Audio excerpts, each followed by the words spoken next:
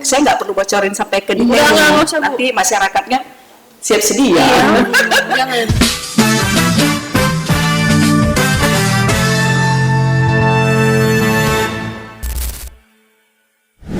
Halo Sobat Eksklusif, selamat datang di podcast Wacetar. Podcast yang akan menemani kamu dengan berbagai cerita seru, inspiratif, dan pengetahuan tentang literasi dan arsip. Nah, kebetulan selain bintang tamunya spesial, hari ini kita juga outfit kita tuh spesial. Hari ini kita menggunakan baju etnik Sumatera Utara karena kebetulan sudah ada peraturan terbaru untuk ASN per hari Kamis itu menggunakan baju etnik Sumatera Utara. Benar banget nih Kak. Nah, hari ini juga merupakan episode spesial kita karena ini adalah sapa pertama kita, episode perdana yang jadi pintu pembuka perjalanan podcast Wacetar. Duh, ini kan perdana, episode perdana nih Kak Nanda pastinya. Kak Nanda deg-degan gak sih? Deg-degan banget. Deg-degan, ya kan? Lebih spesial lagi nih Kak, kita ini nggak berdua aja ya, karena sudah hadir bersama kita sosok yang punya peran penting dalam lahirnya podcast ini. Wah, kira-kira siapa apa dari Sobat Diskursif udah bisa menebak nih siapa bintang tamu spesial kita di podcast perdana ini? Yang pastinya beliau memiliki peran dan wewenang penting yang ada di dinas kita. Tanpa berlama-lama, Kita sambut Kepala Dinas Perpustakaan dan Arsip Provinsi Sumatera Utara, Ibu Desi Maharani Sarani. Oke, terima kasih Ibu hari ini sudah meluangkan waktunya. Selamat datang sekali lagi di podcast perdana kita Wacetar. Sebelum kita berbincang-bincang, Ibu boleh disapa dulu Sobat Diskursif dimanapun berada yang kali ini mungkin lagi nonton podcast kita nih Bu. Halo Sobat Diskursif Sumatera Utara, selamat datang di podcast Wacetar dengan kami yang bajunya Mulai. karena memang kita baru kali ini. Iya, ini perdana betul. Semoga Sobat Diskursif semua dalam kondisi yang sehat. Apalagi di tahun baru tentunya harus punya semangat yang baru. Rasanya nih makin semangat nih podcast perdana, tamu spesial, outfit juga spesial ya kan? mungkin penasaran nih, kenapa Dinas Perpustakaan dan Arsip Provinsi Sumatera Utara memutuskan untuk membuat podcast ini, Bu? Kira-kira apa sih yang melatar belakangi adanya podcast ini? Podcast ini kan kalau generasi-generasi seperti mbak-mbak yang berdua ini, Ibu juga Oh, lah, saya mbak juga iya. Ini kan sangat disenangi ya kalau di saat sekarang. Nah, kita itu kan harus selalu mengikuti perkembangan zaman, harus bertransformasi juga gitu ya. Sekarang banyak hal-hal yang sebenarnya gampang sekali untuk diterima masyarakat yang melalui podcast penyiarannya ya. Jadi kita memang hadir supaya ini pengemasannya lebih menarik. Makanya kita berinisiatif untuk membuatkan podcast bisa bercerita literasi di tempat ini. Literasi luas ya, apa saja bisa diceritakan, juga arsip maupun di luar ini juga bisa. Karena kita memang tujuannya adalah untuk menyampaikan informasi-informasi yang benar, yang menarik, yang harus dipahami masyarakat tentunya. Tuh, jadi ide ini ada untuk kita bisa menjadi wadah kepada masyarakat. Bukan hanya dipandang sekedar perpustakaan itu kan cuman menyimpan buku, membaca buku, bukan. Kita siapkan satu wadah lagi, siapa saja boleh pakai di tempat ini untuk menyampaikan hal-hal yang positif tentunya dan yang berguna bagi masyarakat. Jadi kalau dibilang istilahnya kita mengikuti zaman now lah ya. Zaman now, zaman kekinian gitu kan. Sekarang banyak hal ya yang dari podcast dan anak-anak muda terutama ya itu sekarang itu sangat senang menonton podcast. Jadi kita mau ambil mereka untuk mereka boleh nonton podcast kita, tahu tentang apa itu literasi, bukan sekedar literasi baca tulis, tapi banyak hal yang bisa mereka tahu. Jadi mendekatkan kita juga ke Sobat Diskursif lainnya ya Bu. Betul sekali. Nah, untuk nama podcast sendiri nih Bu, kan agak unik gitu ya.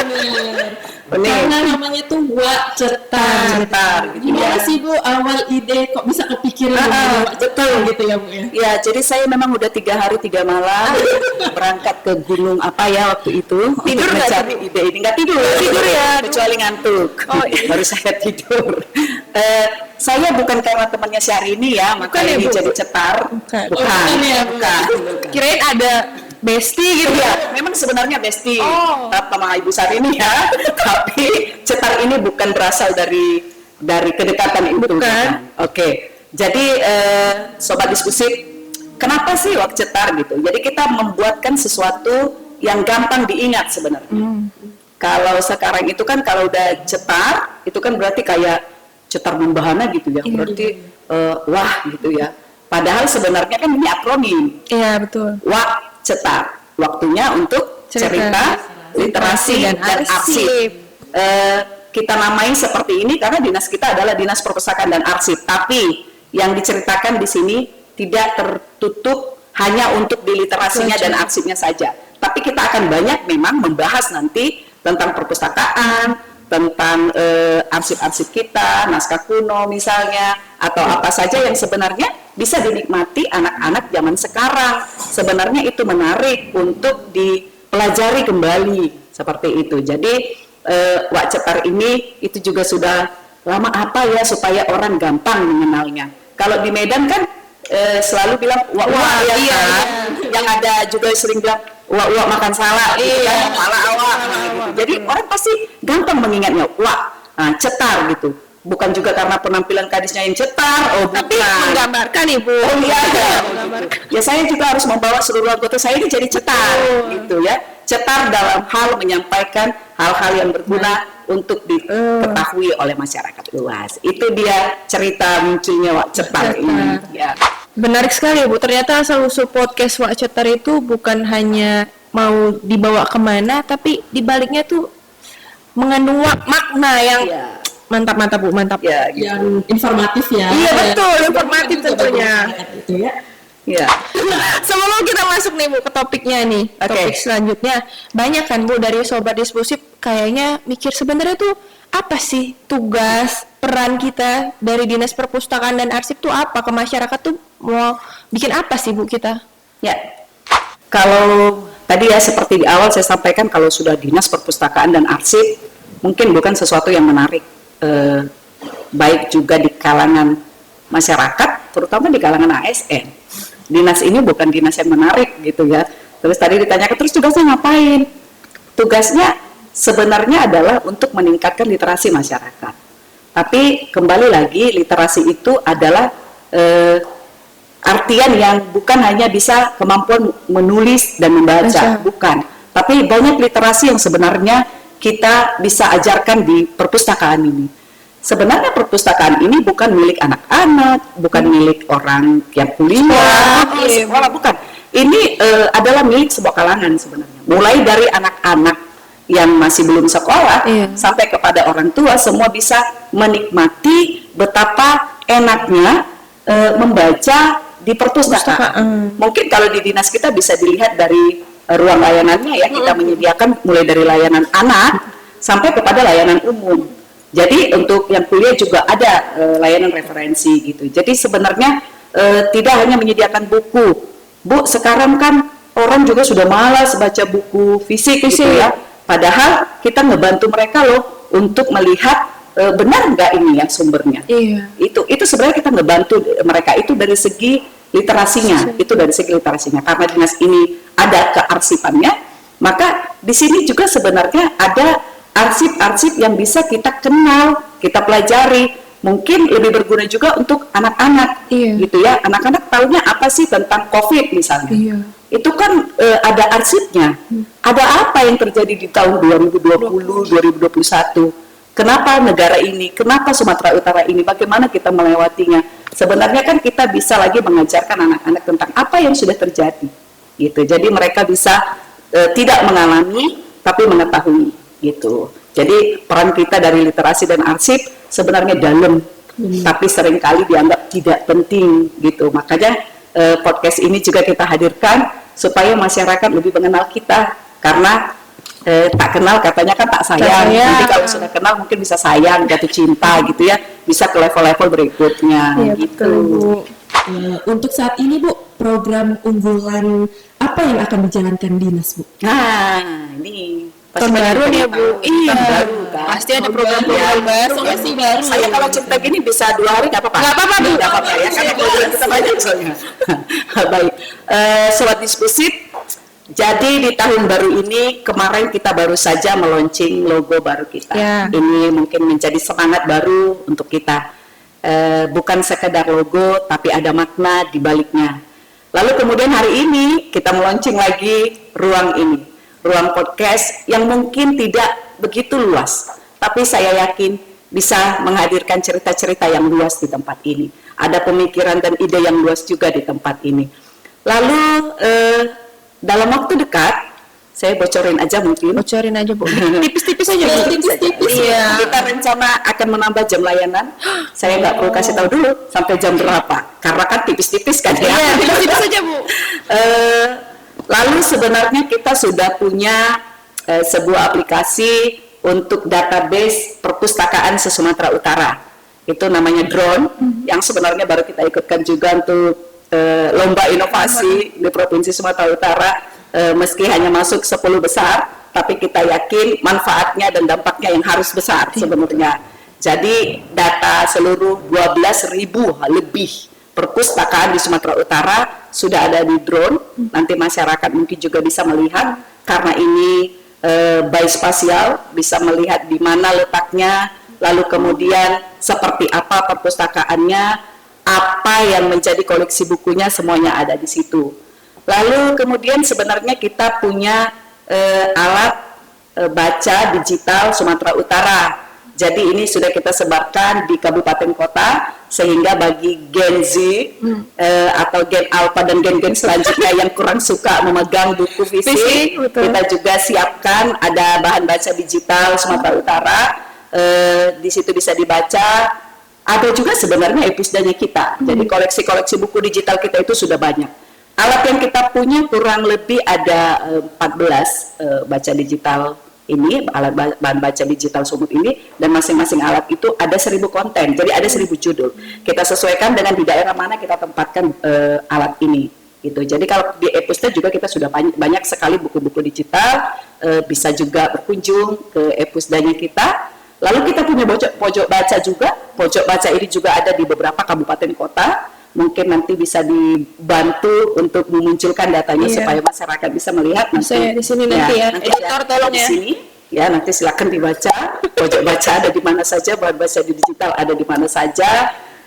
Kemudian kita rencananya tahun ini akan melakukan lagi gesekan saku, gerakan sepekan satu buku. Seperti apa? Mungkin bisa rekaman digital atau mungkin juga bisa tulisan. Kan saya nggak perlu bocorin sampai ke detail. Nanti masyarakatnya siap sedia. Nah, tapi ini kita akan buat setiap tingkatan. SD ada, SMP ada, SMA ada, mahasiswa ada. Yang paling terakhir kita mau buat dari ASN-nya juga ada. Jadi ASN jangan sampai ketinggalan. Ini ASN-nya seluruh ASN boleh kan? Seluruh ASN ini aja kan berarti. Dinas ini malah nggak boleh ikut. Nggak boleh ikut ya, karena orang dalam ya Bu. Orang dalam saya. Resensi buku itu sudah bagus-bagus pustakawannya. Kalau pustakawan di sini nggak boleh ikut. Mereka jadi juri aja. Berarti seluruh ASN. Ya. Kecuali dinas kita sendiri. Ya, betul. Lalu sebenarnya masih banyak ya, banyak sekali kegiatan di tahun ini. Seperti pelatihan-pelatihan untuk anak SMA, anak SMP, pelatihannya apa aja ya, stay tune aja supaya tahu. Nanti kita akan kasih tahu lagi mungkin lewat medsos atau lewat episode-episode berikutnya. Sebenarnya masih banyak kegiatan kita di tahun ini. Meski anggaran kita sangat terbatas, tapi ini tidak menyurutkan kreativitas kita untuk selalu ada bersama-sama dengan masyarakat, dengan kelompok-kelompok, dengan komunitas-komunitas untuk terus meningkatkan kegiatan literasi di Sumatera Utara. Itu. Lalu dari sisi arsipnya kita itu mendigitalkan naskah-naskah kuno ya. Jadi sampai sekarang kita namanya ada aplikasi e-deposit. Di e-deposit itu kayak kaset-kaset yang dulu, kaset jadul, kaset jadul itu sudah kita digitalkan, voice-nya, suaranya ke dalam e-deposit ini. Lalu kayak tulisan-tulisan yang di bambu itu sudah kita foto supaya anak-anak yang berkunjung kemari atau siapa saja bisa melihat. Ada tokoh-tokoh Sumatera Utara yang kita buatkan dalam bentuk 3D dan kita pakaikan suara AI menyerupai tokoh itu, sehingga anak-anak juga atau pengunjung lebih cepat mengenal dan mengingat tanpa harus menghafal. tapi dia langsung ingat saja gitu. Oh, kalau si Singamangaraja itu seperti ini. Oh, ternyata dia dari kerajaan ini gitu. Oh, dia melawan Belanda dulu. Nah, seperti itu. Jadi arsip-arsip lain juga kita akan buatkan dalam sebuah aplikasi, tapi ini masih dalam proses. Mudah-mudahan tahun ini bisa kita selesaikan. Jadi masyarakat bisa melihat arsip apa yang pengen mereka lihat. Cari ya, Bu. Ya, kalau sifatnya rahasia mungkin hanya bisa mengetahui ada atau tidak di dinas ini. Okay. Tapi kalau dia bisa dikonsumsi untuk umum, dia bisa langsung menikmati arsipnya seperti itu. Ya, jadi untuk sekarang kalau dia di kearsipan kita masih baru punya rekaman tentang stasiun kereta api, kalaupun sedang dalam proses, lalu apalagi ya ada beberapa lah gitu. Jadi kita memang tahun ini bergerak mulai dari awal dengan logo yang baru, semangat baru, sehingga semua berlomba-lomba untuk menghasilkan inovasi-inovasi baru. Gitu. Keren banget ya. Gitu. Nggak hanya tentang informasi, tapi melestarikan budaya juga loh. Jadi Bu, walaupun anggaran terbatas, tapi semangat dan kreativitas tidak boleh dibatasi. Tidak boleh dibatasi. Kata jaya. Nah Bu, jadi kira-kira tadi kan Ibu ada bahas soal digitalisasi nih Bu, di tengah dunia yang serba digital sekarang nih, menurut Ibu gimana sih? Emang masih ya Bu ya perpustakaan fisik seperti kita ini tuh diminati masyarakat tuh gimana? Kalau menurut pandangan Ibu? Kalau menurut saya digitalisasi hadir bukan berarti dia menguburkan yang manualnya gitu ya. Kita bilang. Artinya ini buku fisik nih, cerita buku fisik. Perlu lagi enggak gitu ya. Kan sudah digital gitu. Sekarang banyak sekali yang sudah menggunakan AI. AI juga itu digitalisasi. Kalau mau cari tugas, bahkan saya juga kalau mengikuti beberapa pelatihan selalu diarahkan untuk silakan menggunakan AI. Tapi masalah sumbernya benar atau tidak, itu kan butuh buku fisik. Iya, validasi ya Bu ya? Ya, kita butuh memvalidasinya lewat buku fisik. Apalagi kalau kita cari di digital atau di Google misalnya tidak mencantumkan narasumber. Itu kan kita ini benar nggak? Iya, betul. Yang disampaikan ini benar nggak? Itu kan dibutuhkan ya. Jadi kalau ditanya digitalisasi sekarang masih butuh nggak perpustakaan? Butuh. Digitalisasi dan perpustakaan yang masih konvensional lah ya, ini harus berjalan bersama. Dari sisi kecepatannya mungkin bisa menggunakan digital, tapi dari sisi valid atau tidaknya itu pasti harus tetap butuh ke perpustakaan. Mereka pasti akan mencari juga, makanya memang kita sarankan juga bagi tenaga-tenaga pendidik, baik itu di pelatihan atau di sekolah, kalau memberikan tugas menggunakan AI, tetaplah untuk mencantumkan sumbernya dari mana gitu, supaya buku-buku ini tetap dipakai oleh anak-anak yang sekolah maupun kuliah ataupun masyarakat gitu. Tapi saya yakin kalau suka baca, kalau memang suka baca, dia pasti akan rindu aroma buku. Sehingga memang dari sisi kunjungan juga kita banyak nih. 5.000-an. Kira-kira yang paling banyak tuh seminggu. Masyarakat di kelas atau di tahap umur berapa tuh Bu pengunjung kita? Di layanan umum itu selalu ramai ya, dengan masyarakat umum maupun pelajar. Tapi kalau pelajar akan hadir setelah mereka pulang sekolah. Ya, kalau di layanan anak banyak sekali yang hampir tiap hari kita menerima kunjungan sebenarnya. Jadi mereka menggunakan fasilitas kita layanan anak, ruang layanan anak untuk belajar di ruang kelas. Jadi sehingga mereka lebih tertarik lagi dengan buku-buku yang kita siapkan juga pastikan lebih menarik untuk mereka mengedukasi siswa-siswa ini. Mereka senang sekali kalau sudah layanan anak. Tapi di referensi juga kan banyak mahasiswa yang ada. Permasalahannya adalah kadang-kadang mahasiswa ini selesai kuliahnya selesai jam layanan kita.